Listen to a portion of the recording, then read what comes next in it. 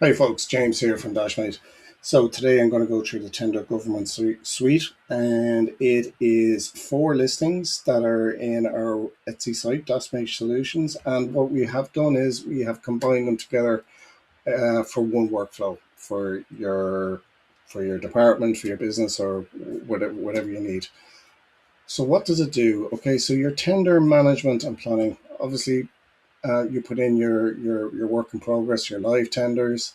What it does is it looks at upcoming tenders, what that need to start, which ones are live contracts, and which ones are expired. So it gives you a full view of your tender management system. So I'll go through them one by one. Just for info, we do create listings separately, but the intention is to build the listings, but also to combine them together to give you a full workflow. Okay. And the tender management system I'm about to go through right now, it has a full tutorial on our YouTube channel. I'll put a link in the description so you can have a look at that. So it goes deeper into it. This video here is just really to show you. It's just a quick overview of what you get in the governance suite. Okay. Um, right. So I'll just kick on then. So this is the tender management system, right? That you can just see here. It does have a YouTube tutorial there. That on the tender management system, this is the dashboard. I'll do a bit of a zoom in here. So this is the main dashboard on the Tender Management Pro. You can see here active tenders, who has them, whether they're on track, overdue, and tender progress count, as in like whether they're published or at spec stage, planning, all that kind of stuff. Active tenders by count, how many RFPs you have live, RFQs and RFTs. Budget holder stats as well, and active tenders by department count. Okay, I'll keep on skipping on here, guys, because this is just a quick skim over as to what the Tender Management Pro. That's just a quick view here of what tenders are upcoming. So in terms of resource planning, really handy thing to have a view of, and you're able to allocate tenders out to your team. Next. This view here is just the main input page. Sorry, kind of shimmying around here. Okay, so in green here, you can just see it's split. This is your input screen, as I said, right? And you can min and max the column headers here, depending on which part you're concentrating on. Okay, so you have your light green here, which is all about your general tender description details, your reference number, who's looking after it, your budget holder, department, and stuff like that. Then in the light blue here, you can see that all those column headers here are basically, that's the information that the user will need to enter whilst the tender is live. Then the dark blue here is you fill in the information in there when the tender is awarded. All right. Okay, that's that. That's just a quick overview of by person.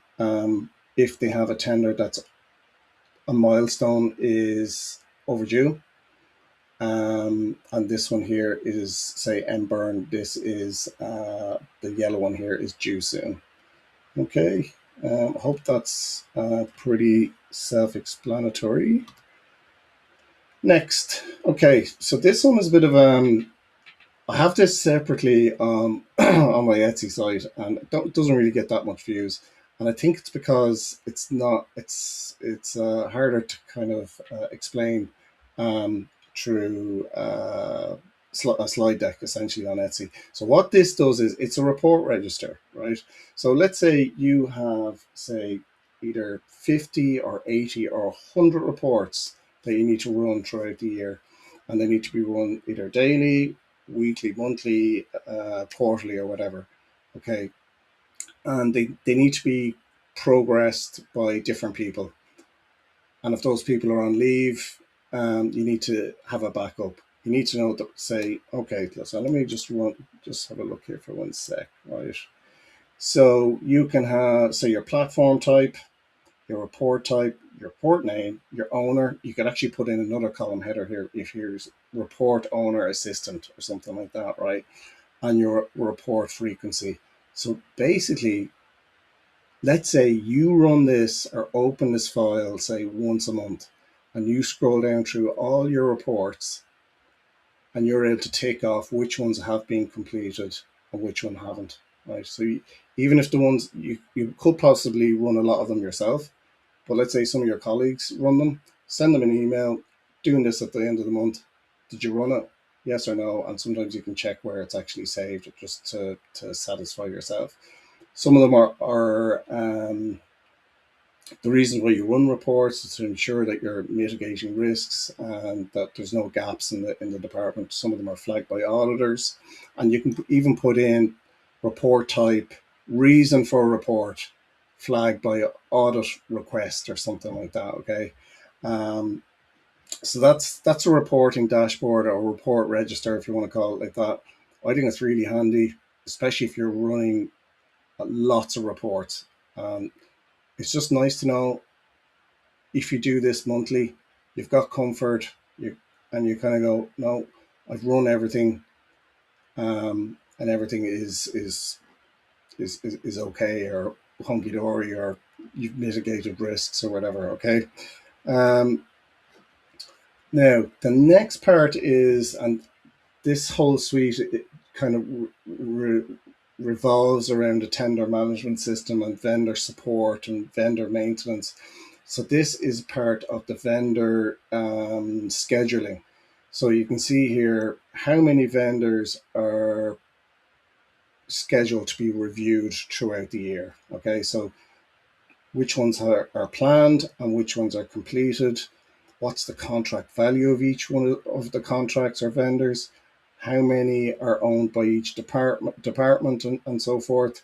So again, let's say you've got thousands or hundreds of thousands or even millions um, tied up into contracts. You want to ensure that the vendor is performing as per their agreement or per their contract.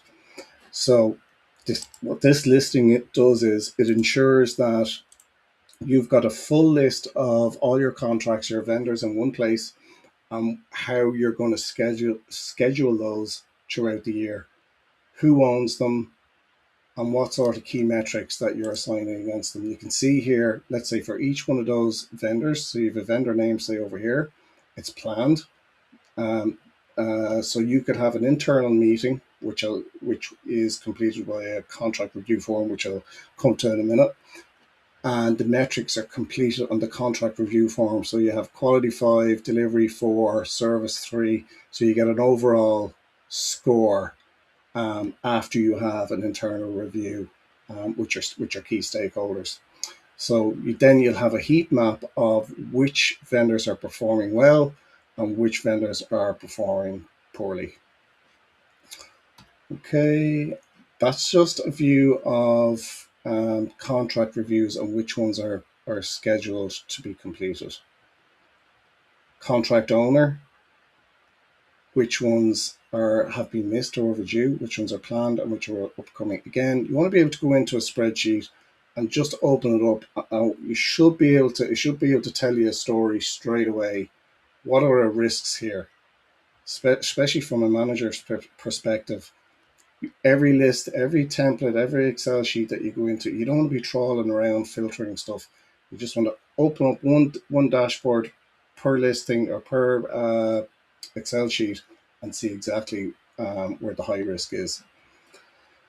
Okay, and I'm not going to go through that. There's the contract review form. So before you do the contract review with the vendor, you can sit with the stakeholders, the budget holder, for example, and fill out the contract review form.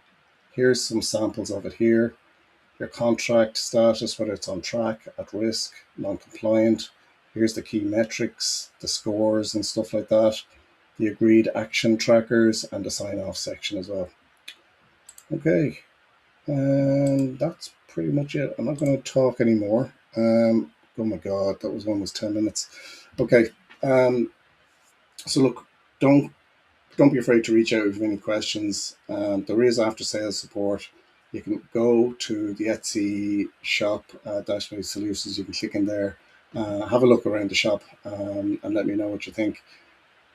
Click a thumbs up and leave a comment and let me know what you think. Thanks very much. Bye bye.